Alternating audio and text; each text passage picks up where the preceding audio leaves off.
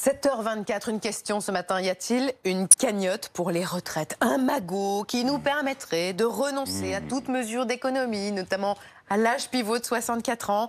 Beaucoup l'affirment depuis quelques jours. Nicolas Dose, de quoi d'abord parle-t-il? Ils additionnent plein de trucs. Le fonds de réserve des retraites créé en 2001 par Lionel Jospin, 36 milliards d'euros d'excédent. Plus de 100 milliards d'excédents dans toutes les caisses autonomes, toutes les caisses complémentaires. Agir, Carco, les libéraux, les indépendants. Il y a plus de 100 milliards largement d'excédents là-dedans.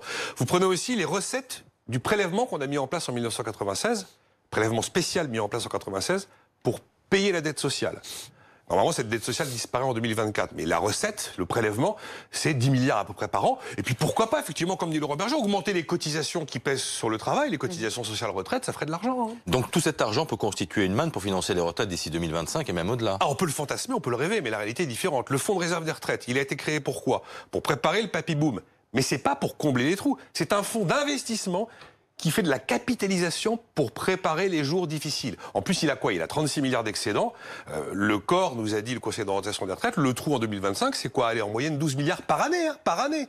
Donc avec les excédents, vous avez quoi? 2 ans et demi, 3 ans devant vous, mais c'est pas tellement plus. Et puis surtout, il n'a pas été créé pour ça. Et quid alors des réserves, des caisses autonomes et complémentaires dont on entend beaucoup parler? Ah ben génial, vous allez dire aux cadres, aux gens du privé, aux indépendants, aux professions libérales, vous avez cotisé à une caisse particulière qui a été bien gérée, mais je suis désolé, l'argent il est pour tout le monde, donc on vous le prend.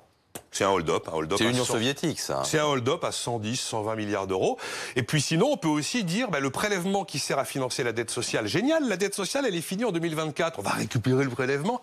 Sauf que le prélèvement, il a été créé en 96 pour disparaître avec la fin de la caisse de la dette sociale. Donc normalement, en 2024, la CRDS, elle disparaît. On n'est pas là pour la recycler. Mais est-ce qu'il y a des pistes pour les cotisations? Ah ben on peut monter les cotisations. Si on monte les cotisations salariales, ça fait moins de pouvoir d'achat pour le salarié. Si on monte les cotisations employeurs, ça fait moins de compétitivité pour l'entreprise. Et aujourd'hui, vous avez remarqué, on est en train de créer des emplois et d'enrayer le chômage. Donc très franchement, je rappelle qu'on a un niveau de cotisation sociale en France qui est le plus élevé d'Europe, bien sûr. On est à 100 milliards d'euros au-dessus de la médiane européenne. Non, quand vous imaginez qu'il y a 150 milliards d'euros de magot de cagnotte, c'est de l'illusion, c'est du fantasme absolu. Merci Nicolas.